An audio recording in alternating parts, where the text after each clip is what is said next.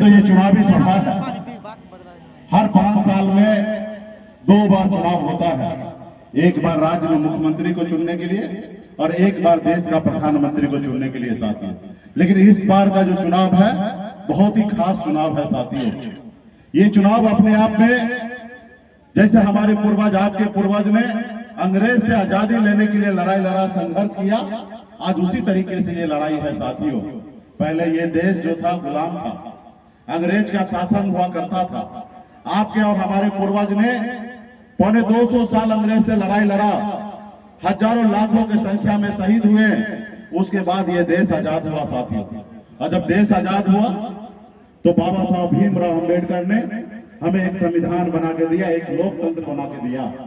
वो ऐसी संविधान हमें बना के दिया जिस संविधान के दम पर गरीब, पिछड़ा, दलित, शोषित, वंचित लोगों ने सर उठा के जीने का अधिकार मिला साथियों। नहीं तो उससे पहला संविधान बनने से पहले ऐसी हमारी स्थिति था, गरीब, पिछड़ा, दलित का, जो हमारे हाथ से लोग पानी नहीं पीता था, हमें अपने बराबरी का नहीं समझता था, हमें अपने बगल में नहीं बैठाया करता था, हमें जानवर से भी बदतर हमें समझा करता था। यह स्थिति था देश में। लेकिन बाबा साहब भीमराव अंबेडकर ने जो संविधान बना के दिया, जिसके कारण आज मल्ला के बेटा भी आपके सामने में सर उठा करके बात करने का हैसियत रखता है साथियों। आज वो संविधान खतरे में है। आज कुछ लोग जो है उस संविधान को बदलने की बात कर रहा है।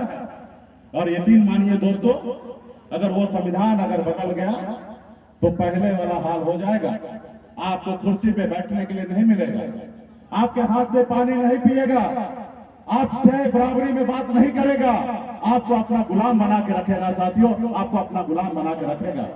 इसलिए साथियों, आज हमें बहुत खुशी मिलता है कि कभी हमारे पूर्वज ने देश की आजादी के लिए लड़ाई लड़ा था, आज हमको मौका मिला कि हम लोग आज देश की आजादी के लिए, संविधान को बचाने के लिए लड़ाई लड़ रहे हैं साथियों। तो इसलिए साथियों, आज आप बताइए ना, देश का प्रधानमंत्री वो 140 करोड़ का माई बाप है। हर एक नागरिक, हर एक जाति धर्म के लोग उनके लिए समान है, एक ही चश्मे से देखना चाहिए। लेकिन देश के प्रधानमंत्री देखिए, 2 चश्मा से देखते हैं। गरीब को, बेटा को अलग चश्मा से देखते हैं, अडानी अंबानी को अलग चश्मा से देखते हैं, हिंदू मुसलमान को अलग अलग चश्मे से देखते हैं, और आपस में हिंदू मुसलमान को लड़ाने की बात करते हैं। आप बताइए, देश का मालिक, देश का माँ बाप, सब चीज वही है, और वो हमको भाई भाई में लड़ाना चाहता है, हमको बंटवारा कराना चाहता है। आप बताइए, वो कैसा हमारा देश का प्रधानमंत्री होगा जो अपने नागरिक से, अपने लोगों से झूठ बोले? आप बताइए, पहले हिटलर के बारे में आप लोग सुने हैं? हिटलर भी एक देश का नागरिक था। उन्होंने अपने देश में चुनाव जीतने के लिए जितना उनको झूठ बोलना था सभी झूठ बोला।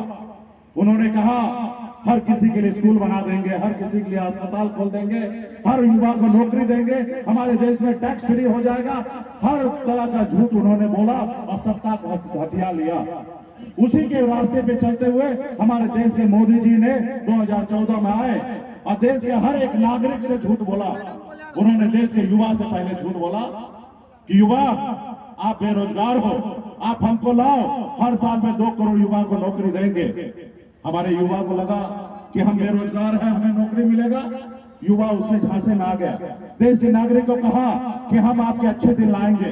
देश के किसान भाई को कहा कि देश में आत्महत्या किसान बहुत कर रहा है, अब नहीं होगा, अब हमें आने दीजिए, हम हर किसान का आय दुगुना कर देंगे। उन्होंने कहा कि देश में भ्रष्टाचारी बहुत है, देश में पैसा कमाकर विदेश में काला धन रख दिया, 75 लाख करोड़ रुपया हम देश में आएंगे तो विदेश से काला धन लाएंगे और सभी के खाते में 15-15 लाख रुपया दे देंगे। आपको लगा कि मोदी जी आएंगे और हमको घर बैठे बैठे 15 लाख रुपया मिल जाएगा, हर युवा को नौकरी मिल जाएगा। उन्होंने कहा हर गरीब का पक्का का घर बना देंगे।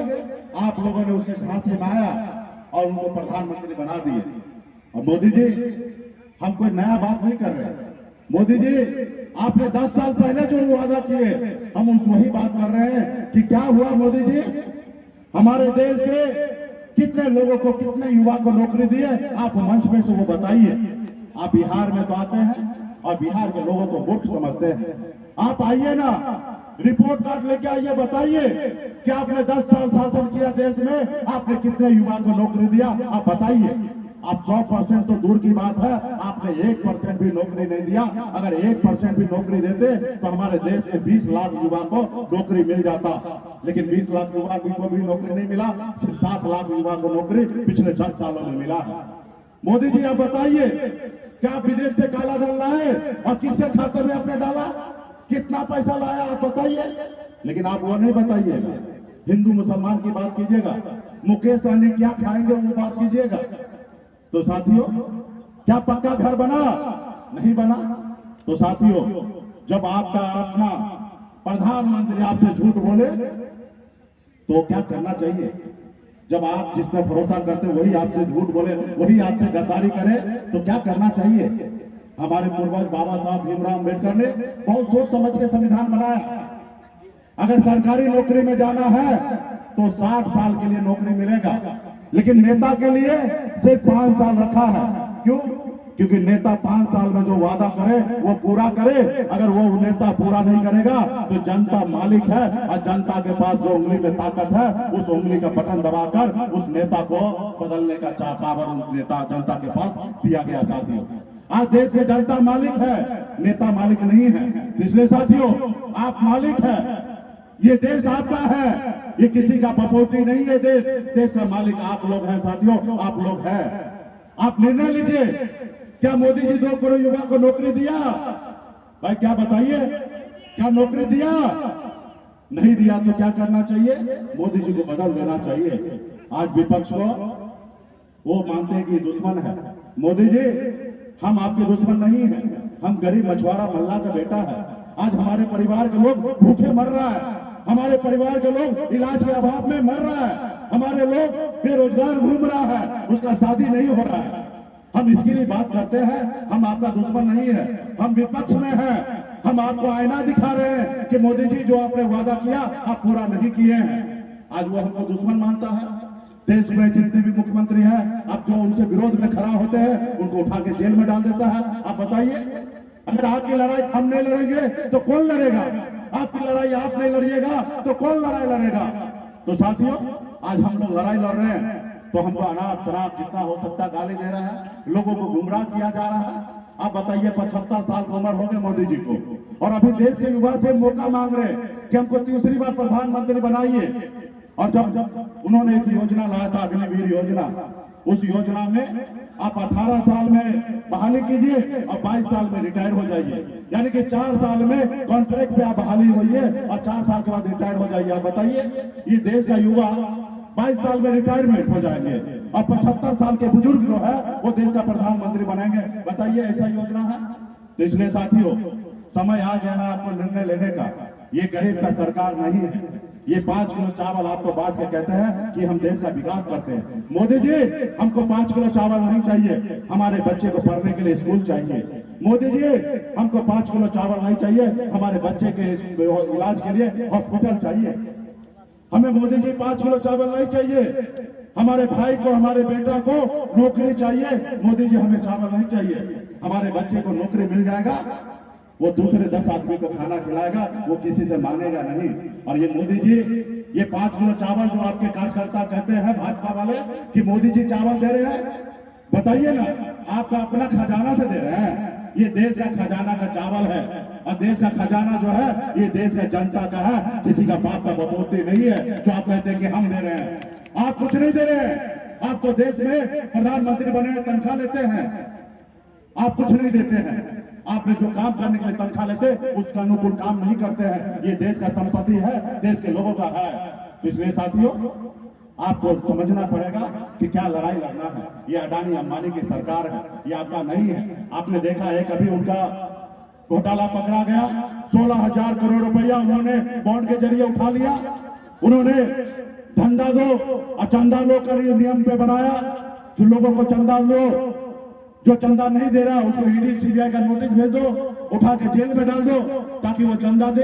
गांव में देखते होंगे जो गुंडागर्दी करता है, किसी का जमीन कब्जा कर लेता है, किसी का घर कब्जा कर लेता है, किसी का खेत कब्जा कर लेता है, देखते ना। अब बाद में बोलता कुछ पैसा दो तो हम छोड़ देंगे।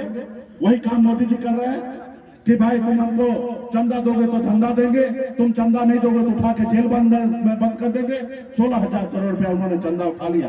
ये मोदी जी देश नहीं चला रहे, ये कंपनी चला रहे हैं। देश में हर जिला में देखिएगा वो आलीशान उनका ऑफिस बना दिया। अब बताइए, कांग्रेस पार्टी इतना पुराना पार्टी है, आप उनका ऑफिस देखे हैं? नहीं देखे हैं। इसलिए साथियों, ये गरीब पिछड़ा का नहीं है। आज मुझे देखिए, जानिए, लोग कहते हैं अपने दिल से जानो पराया दिल का हाल। मैं गरीब एक मल्ला का बेटा हूँ, अति पिछड़ा समाज से आता हूँ। हम इतना गरीब थे कि हमारे पिताजी मछली मारते थे, अगर एक रोज मछली ना मारे तो दूसरे रोज घर पे खाना ना बने। इतना गरीब परिवार में जन्म लिया। मैं 18 साल की उम्र में घर परिवार को छोड़कर बम्बई जैसे शहर चला गया। वहां मेहनत किया, मजदूरी किया। मात्र 900 रुपया महीने पे 30 रुपया रोज पर मजदूरी करता था। लेकिन ऊपर वाले के आशीर्वाद से मेहनत के दम पर बम्बई जैसे शहर में अपनी कामयाबी का झंडा गाड़ा, बेहतर जिंदगी जी रहा था। फिर मैंने देखा कि लोग चांद पे घर बनाने के लिए सोच रहा है, लेकिन हमारे लोगों के लिए बिन बेदार ननिया मला चाय पियर बन पर केवल इनके रहने के लिए घर नहीं है। मैंने मुंबई के ऐशोआराम जिंदगी को छोड़कर बिहार में आकर संघर्ष करने लगा, लड़ाई लड़ने लगा अपने लोगों को। जब बंगाल में निषाद को एससी का आरक्षण है तो बिहार में क्यों नहीं? जब दिल्ली में आरक्षण है तो बिहार में क्यों नहीं? लड़ाई लड़ते लड़ते 2020 में हमने पार्टी बनाया और 4 विधायक बनाया। और 4 विधायक बनाया, आपने देखा कि हमारे पास इतना ताकत था। अगर 4 विधायक का समर्थन नीतीश जी को नहीं देते तो 2020 में नीतीश जी बिहार में मुख्यमंत्री नहीं बनता। हमारे समर्थन से मुख्यमंत्री बनाया, सरकार बना, हम मंत्री बने, अपने लोगों के लिए, समाज के लिए काम करना था। लेकिन उन्होंने क्या किया? हमारे विधायक को खरीद लिया, हमको सरकार से बाहर कर दिया, जो सरकार हमने बनाया था। सिर्फ इसलिए क्योंकि हम गरीब मल्ला का बेटा है। कल तक उन्होंने हमारे लोगों को अपने पैर तले ताप के रखता था, कुचल के रखता था। हम सीना तान के अपने लोगों का काम कर रहे थे, उसको हजम नहीं हुआ, उनको हमको सत्ता से बाहर कर दिया। हम आज फिर से संघर्ष करने लगे, रोड पे उतरे।